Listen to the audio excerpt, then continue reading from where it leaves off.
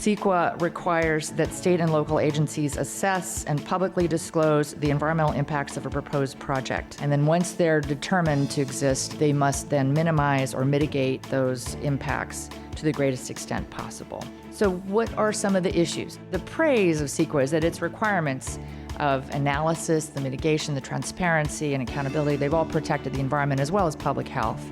Some of the criticism is that 60 to 80% of lawsuits target infill. There's criticism that the lawsuits are often manipulative in order to get other benefits. The argument that CEQA is a job killer, that CEQA hurts development and particularly hurts infill development in Los Angeles is not based on fact. I'm interested in outcomes. I'm interested in the same thing you are. Let's not focus exclusively on CEQA. Let's focus on the bigger problem here, which CEQA abuse, let's call it what it is, CEQA abuse, is exacerbating.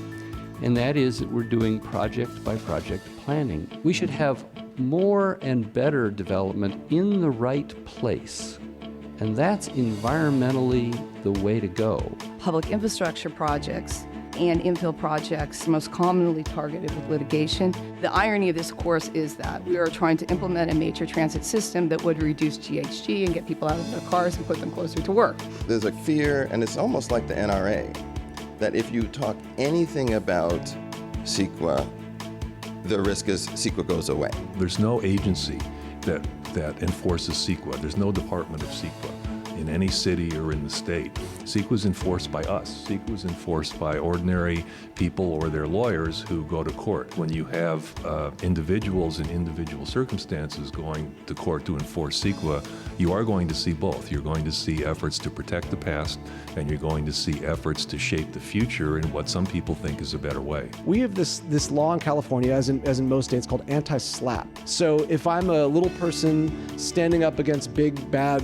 corporations, they can't sue me for defamation and force me to come with money out of my own pocket to defend myself. That's been a little twisted. People who are speaking out on public projects now can essentially say whatever they want without the threat of being challenged. And what you'll see as a developer is people come forward at public hearings with all kinds of stuff. My only defense is to provide a counterpoint, and nobody in the public has any idea where the truth really lies. And so the result of this is a normal person going to a land use hearing has no idea what's going on. And so this process, which is supposed to illuminate the conversation, actually obfuscates the facts, and that's a real problem. You know, I haven't heard anything yet that really has raised a valid issue as to what the problem with CEQA is. Less than 1% of all CEQA projects are litigated. It's a very, very small percentage. We're talking about communities who that are affected by projects that don't undergo environmental review and then are impacted by environmental burdens, especially those communities that are already disproportionately burdened.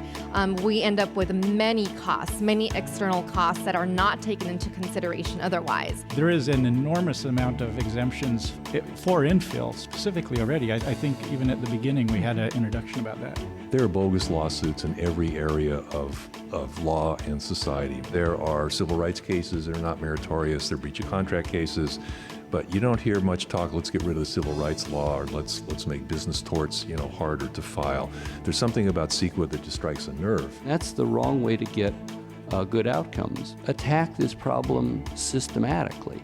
Let's not do planning project by project. Let's use SB 375 as the model for strengthening statewide laws to make sure that general plans and zoning codes produce the kind of outcomes we want to do. We want to have the toughest and most sensible environmental protections that we can in this state. Let's not let good projects get killed because of frivolous lawsuits. The solution is not to gut CEQA. The solution is to do real planning. Democracy without vision, direction, and management is chaos. Affordable housing, transit-oriented, along a transportation line, which everybody agrees is what smart growth is supposed to be about, gets killed because someone to abuse the process. That bothers me. It creates the paradigm where you have 16 planners,